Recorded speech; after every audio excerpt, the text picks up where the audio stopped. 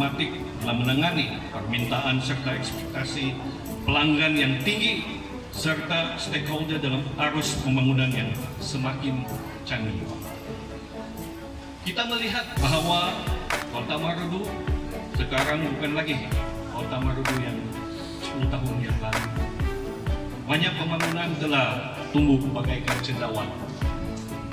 Ramai pemaju dari luar telah membina rumah-rumah kedai dan taman-taman perumahan yang dapat meningkatkan ekonomi daerah kita.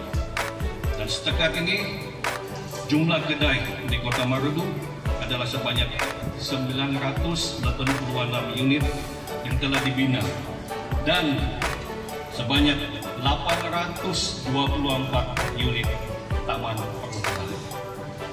Dan kita berharap supaya Kota Marudu juga menjadi hub industri, sebab lokasi kita ini adalah strategik.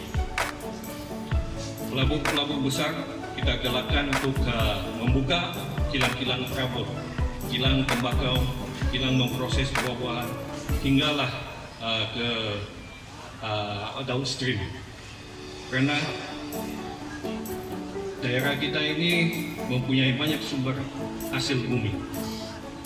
Dan apabila sesuatu pekan atau bandar kecil membangun dengan pesat, maka amat perlu ada jabatan-jabatan penting berkooperasi bagi mengawal perjalanan perniagaan. Oleh itu, ini selalu juga saya bangkitkan dalam masyarakat kita meminta supaya jabatan-jabatan penting, khususnya seperti jabatan custom dan immigration diadakan di Kota Marudu, karena Kota Marudu menjadi pusat tumpuan dari daerah berhampiran. Nah, saya katakan tadi, kita punya lokasi adalah sangat strategik, senang dan dekat kepada Pitas, Kedah, Kota Bedu. Dan kita saksikan bahwa pada PKP sebelum ini memang kita jadi tumpuan, sebab kita ini di Central Business District kita di sini ini, tetapi kita melihat keperluan di Pekan Tanding yang boleh dikatakan telah menjadi pekan mati sejak terbinanya Jalan Raya Kota Marudu ke Pitas. Kita melihat tapak tanah milik LPPB di Tanding yang telah lama terbiar. Oleh itu, kita berharap dengan adanya sokongan kepada Yang Berhormat Datuk Menteri EKTP, pembinaan rumah kos rendah LPPB di Tanding dapat dilaksanakan supaya lebih ramai pengunjung di Pekan Tanding. Dan ini secara sendiri akan membantu menghidupkan ekonomi di sebelah Tanding. Dan memang keperluan perumahan ini adalah sangat penting, sangat mendesak, sebab kita punya TPR yang berjumlah 420 unit, walaupun sudah penuh, masih ramai lagi yang memohon. Jadi di luar sana memang ramai lagi yang perlu perumahan, khususnya rumah kos rendah. Dan itulah sebabnya saya rasa sudah sampai masa dia LPPB develop di tanah di Pekan Tanding. Dan begitu juga dengan tapak tamu Pekan Tanding, di mana ianya sangat mendesak untuk dinaik taraf. Memandangkan tapak tamu ini adalah satu-satunya tempat petani-petani melabuhkan hasil-hasil pertanian dan laut mereka pada setiap hari Kamis. Selain daripada itu juga Pekan Tanding ini juga memerlukan perkhidmatan kalau boleh diadakan, kalaupun tidak ada bank, tetapi seboleh-bolehnya ada ATM, sebab di situ memang satu keperluan yang besar lah, dan juga pejabat pos. Kerajaan sangat prihatin kepada penduduk Kota Marudu dengan pemberian peruntukan pasar ikan, pasar awam terdahulu, yaitu yang telah dibina pada tahun 1991, di mana pada waktu itu sebanyak 50 buah meja telah disediakan untuk peniaga-peniaga ikan basah. Walau bagaimanapun, Malang tidak berbau, pasar ikan, pasar awam tersebut telah musnah dalam kebakaran pada 8 Mac 2018 dan dianggarkan kerugian barang-barang sebanyak Rp500.000. Dan ini belum termasuk kerugian bangunan dan lain-lain. Dan kita amat berdoa kerana kerajaan negeri melalui Kementerian Kerajaan Tempatan dan Perumahan telah memberikan peruntukan pembinaan pasar ikan terbuka ini, yaitu dengan jumlah Rp170.000 dengan menyediakan 30 buah meja khusus untuk peniaga-peniaga ikan basah yang telah kehilangan tempat mencari rezeki. Kita amat berterima kasih di atas peruntukan ini, dan kita berharap pada masa-masa akan datang kerajaan negeri akan memberikan peruntukan membina lebih banyak lagi prasarana untuk kemudahan penduduk di daerah kita.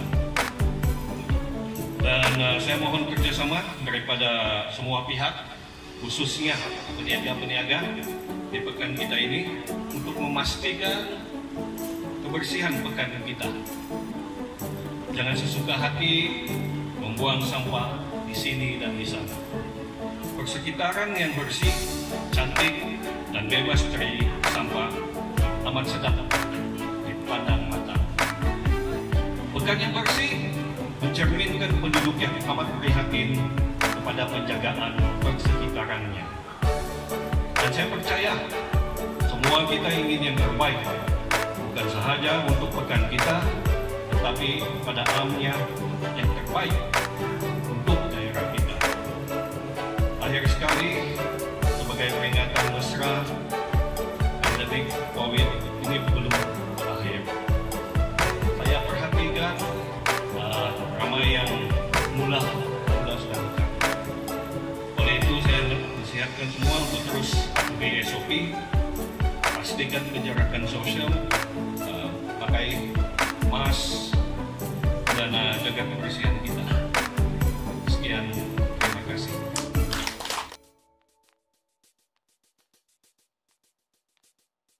Majelis yang saya kasihi, Yang Berhormat Datuk Anita Beranti Ageng M. Matandi, juga yang saya kasihi, yang berbahagia Datuk Haji Masna binti Mat Saleh, serta staf Kementerian Tempatan dan Perumahan Negeri Sabah, dan yang saya kasihi Dan Anur Gredi, juga pegawai daerah, rangkap majlis pengurusi majlis daerah Kota Marudung, pegawai eksekutif Cik Muhammad Aino, Muhammad Dun,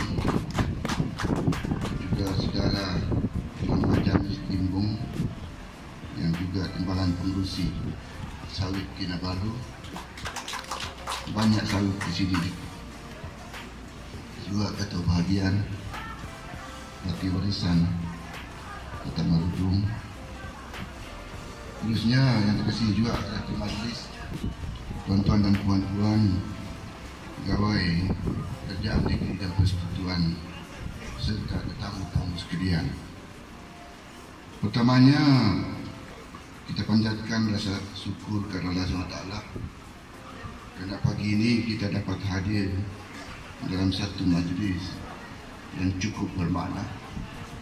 Sekalipun peruntukan kecil 170 juta, tapi sudah tentu 170 juta ribu kecil, tapi cukup bermakna, bukan saja kepada rekan-rakan peniaga kita di pasar ikan terbuka ini, bahkan juga kita selaku pengguna ataupun pelanggan pasar ikan terbuka ini cukup bermakna bagi kita.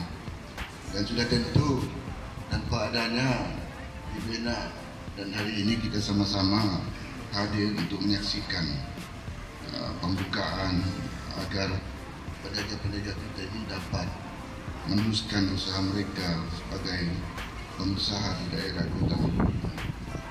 Diadakan, maka kita dapat berhimpun pada pagi ini. Mudah-mudahan majlis ini akan dapat keberkatan daripada Allah SWT. Saya sangat setuju dengan Tuan Pegawai Daerah apa yang diperkatakan tadi. Kota Marudu ini antara daerah yang sangat berpotensi di utara. Dan tahu atau tidak, dia standing dengan Kota Kinabalu. Pasal 24 daerah di Sabah ini, 3 saja yang ada kota. Kota Kinabalu, Kota Marudu, Kota Kinabatangan. Begitu bukan. Kota Belut lagi bandar, Datuk. bukan kota. Jadi mana nama ini memang betul. Tempat ini sangat strategis. Di mana kita lihat dulu Kota Marudu ini dikenali dengan Bandau.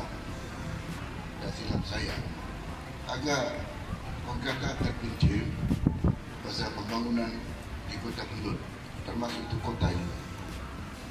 Kuda, lepas itu Pitas, sebelum itu Tanding yang dulu sebelum Kota Marudu. Tapi alhamdulillah hari ini bukan sejak pagi ini saya berada di sini, bahkan kerap juga saya datang kemari. Ke Kuda, lalu Kota Marudu. Nak pergi Pitas, lalu Kota Marudu. Itu yang tak boleh lepas, mesti singgah di Kota Marudu. Sangat berpotensi tempat ini.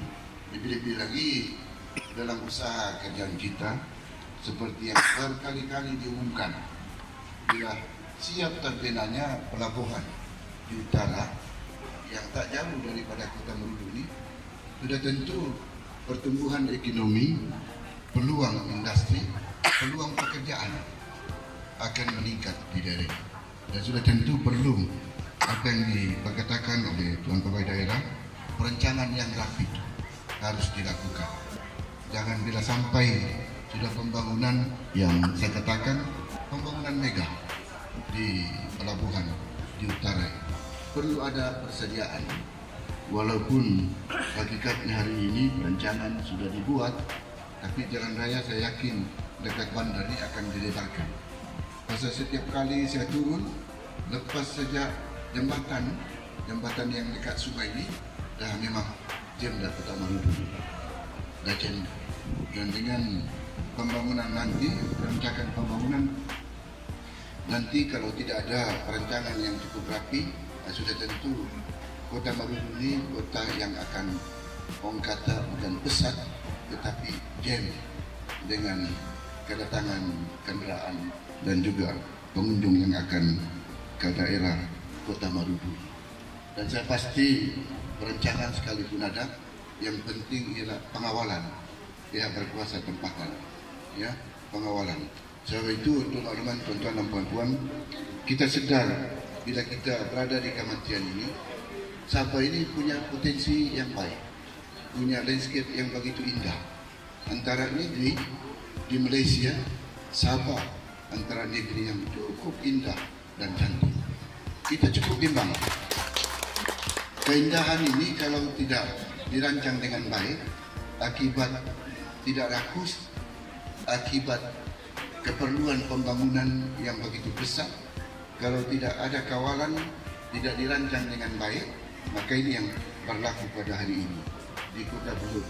2 hari lepas pun hujan lebat, di Pinampang pun sampai banjir. Kalau di Bogor itu biasalah, Sungai Padas itu selalu banjir, tempat pegawai eksekutif, dia asal daripada Bogor ini. Itu biasa. Tapi di Bogor slot sikit, air banyak, tapi bakaran air bersih masalah di Bogor sampai banjir.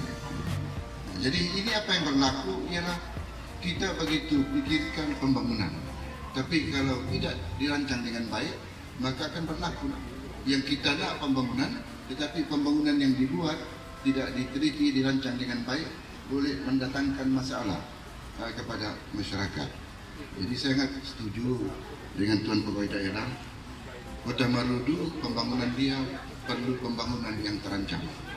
Dan saya cukup yakin juga yang kawasan yang berhormat Datuk Anita tadi, Tanding, situ kita nampak tidak tumpuan pada apa ini kedai-kedai.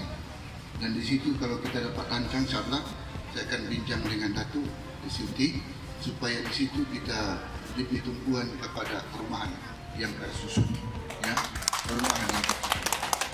Tapi saya yakin bukan saja di Surusa bila industri pelabuhan sudah wujud, sudah tentu rumah-rumah ini sangat perlu.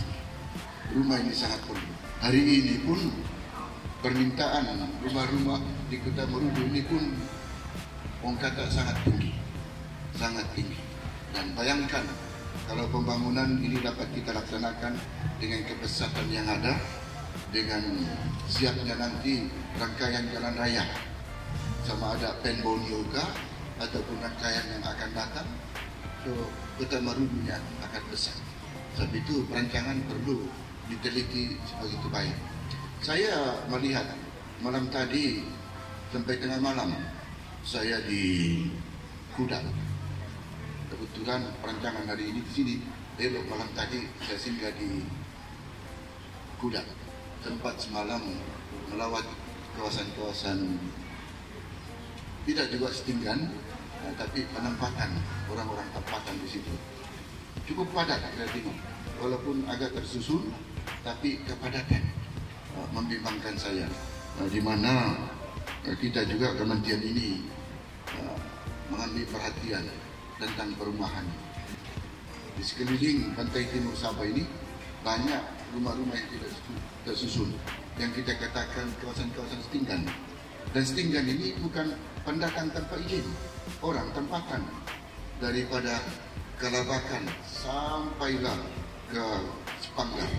Itu semua setinggan. Dan di situ majoriti 99% orang tempatan semua. Ini antara yang kita ambil perhatian, yang cukup membimbangkan kita. Bukan saja tiap-tiap tahun kes-kes kebakaran berlaku, masalah-masalah yang tidak diingini berlaku, masalah vandalisme, masalah sosial, masalah kehilangan, kecurian, kata ini bekalan listrik, banyak berlaku di situ.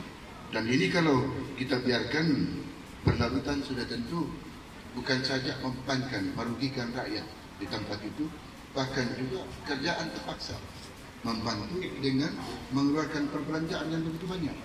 Sedangkan perbelanjaan ini sepatutnya kita manfaatkan kepada pembangunan kemajuan masa depan negeri Sabah. Itu yang sepatutnya. Tapi kalau asyik terbakar saja, disempurna, dilatatu, ditawau, disendakan 2 tahun ini, dah 7 kali kebakar. Bila berlaku kebakaran, bukan ratusan ringgit, jutaan ringgit. Itu pun ada yang mengorbankan nyawa. Ini yang cukup membimbangkan kita. Jadi perancangan ini perlu yang diperhatikan. Saya bercakap di Kudat, bila saya pusing malam tadi, kawan saya kata kedai tak cukup di Kudat ini, sikit saja. Tapi saya kata kalau saya bandingkan, saya tengok di Switzerland, ya, sebuah negara siapa tak kenal Switzerland. Kedai dia, saya ingat banyak lagi kedai Kota Marudu dibanding dengan Zurich di Switzerland. Nanti saudara Majamis sama dia Datuk pergilah Switzerland, Swiss, Zurich. Dia tak banyak kedai, tapi Switzerland ini terkenal dengan sistem keuangan yang begitu meyakinkan seluruh dunia. Sistem pengurusan keuangan. Tapi saya tak nampak ada menara keuangan Swiss Bank. Tak nampak. Kalau di Kuala Lumpur itu kita nampak juga menara Maybank. Saya tak nampak. Tapi kenapa dunia masyarakat, terutama yang mereka banyak duit simpanan, suka simpan duit di Switzerland, Swiss Bank dia kata. Tapi saya tak nampak menara bank di sana. Dan begitu juga jam Rolex. Saya tiada jam mas, cuma Rolex. Saya masih ingat lagi dulu. Siapa pakai jam Rolex, ambil hebat lah. Ya, jam Rolex ini ada Switzerland. Dan saya tak nampak ada gedung apa jam Rolex di situ yang besar. Tak nampak. Tapi kalau di Hong Kong, di Kuala Lumpur, di Kota Kinabalu ada kedai yang hebat jual jam Rolex. Kalau nak masuk di Hong Kong, dia kena queue, daftar nama. Macam tadi lah, nak masuk sini tadi nak test, kita punya terpisahnya.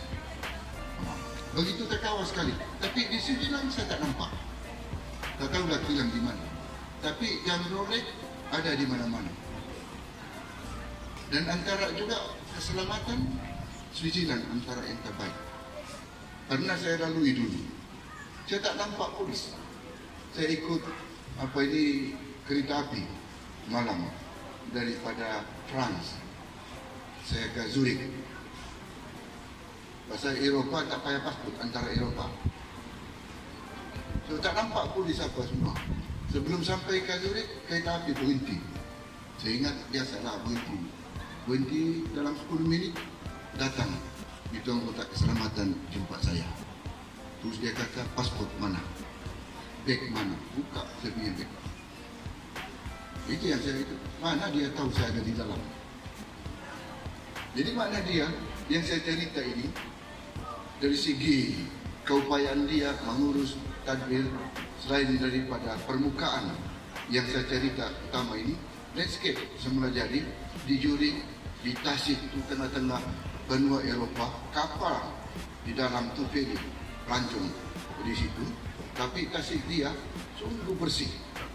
Pembinaan bukit dia tidak potong bukit, pokok-pokok pun cuma di tempat di mana dia buat rumah ke bangunan itu saja dia bersihkan. Pokok bukit dia tidak potong. Sebab itu Zurich, Switzerland ini negara yang tersohor, termasuk tempat pelancongan, tempat orang beristirahat, tempat yang selamat di situ. Yang ceritanya saya cerita di sini, saya tak nampak banyak kedai, tapi yang banyak ialah rumah-rumah. Jadi saya cerita dengan kawan saya malam tadi, kalau banyak kedai, peniaga banyak, tapi rakyat tidak ada rumah, tidak ada kerja, tak guna ada kedai banyak. Itu yang kedai banyak, sekejap saja buka, lepas itu tutup. Jadi pengalaman saya nampak di Switzerland, kedai tak banyak, tapi rakyat semua ada rumah. Ada rumah dan banyak industri yang saya katakan. Buat Rolex dan banyak industri yang dibuat di Zurich. Jadi rakyat dia malam sunyi, sepi. Tidak ada entertainment malam.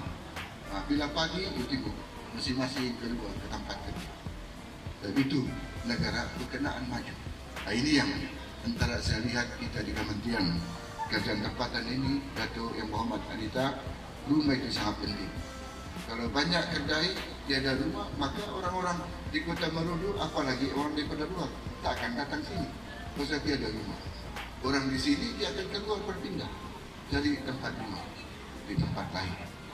Maka apapun perancangan, sekalipun ada apa yang dirancang, pembangunan, industri semua, masalah rumah ini sangat penting.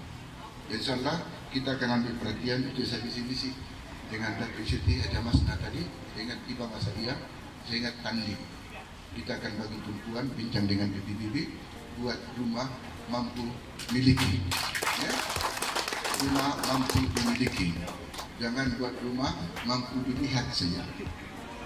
InsyaAllah kita pun sudah ada perancangan yang begitu dalam proses. Oleh sebab keadaan sekarang kita sedar keadaan ekonomi kurang sihat. Dan tentu kita tidak boleh bergantung kepada peruntukan daripada kerajaan pusat untuk membina rumah-rumah di Sabah. Kita sudah ada perancangan. InsyaAllah mudah-mudahan mungkin Datuk SUT Kota Marudu ini antara awal program perumahan yang kita rencanakan. Supaya kalau ada rumah, masyarakat kita di sini InsyaAllah akan dapat duduk selesa, akan dapat menjalankan urusan harian mereka, berniaga dengan baik. Pasal saya tahu waktu COVID tadi memang betul apa yang dikatakan oleh Tuan Pegawai Daerah, daripada Pitas semua pelibaran di sini, Kota Bulut dan juga daripada Kudat. Padahal Kudat ini antara yang wujud dulu pernah jadi negeri negara Kepulauan Bodo, negeri Sabah pernah. Tapi hari ini Kota Marudu jadi tumpuan. Pasal apa?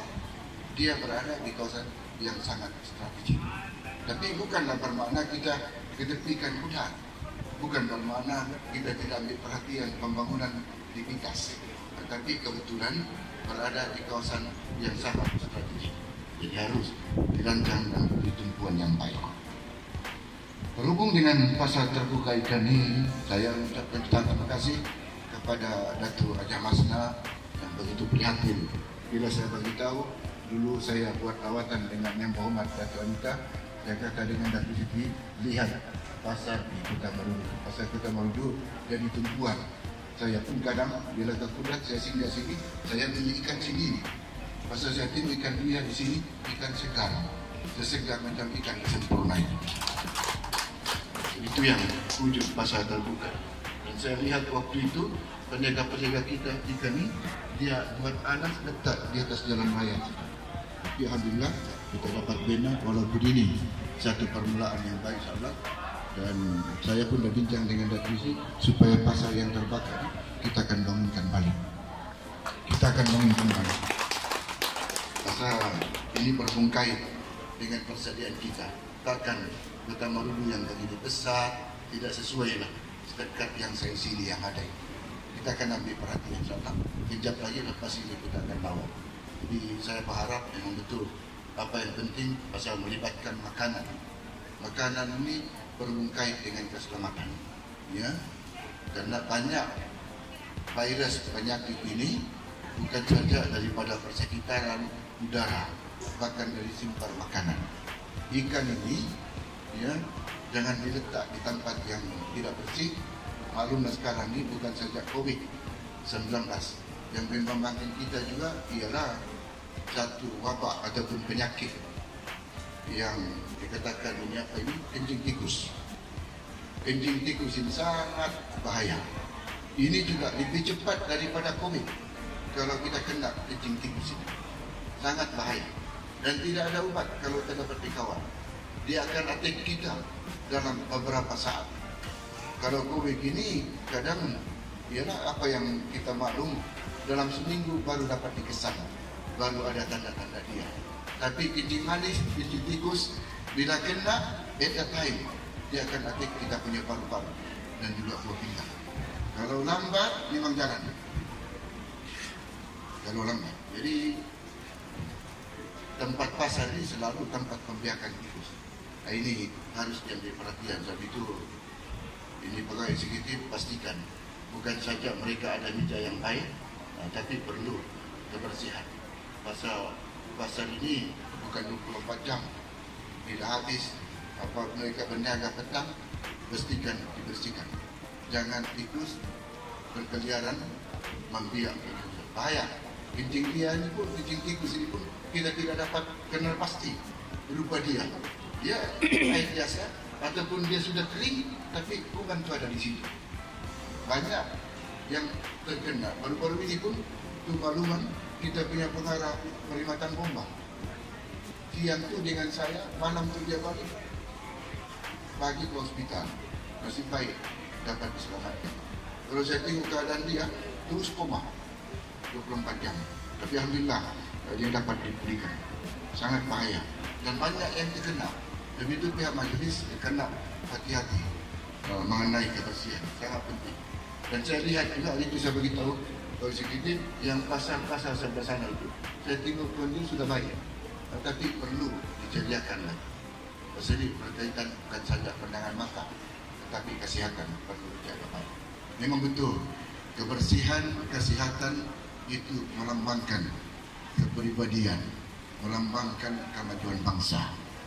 Di mana pembangunan yang ada, kalau persekitaran tidak bersih, orang tidak lihat bangsa kita bangsa yang maju.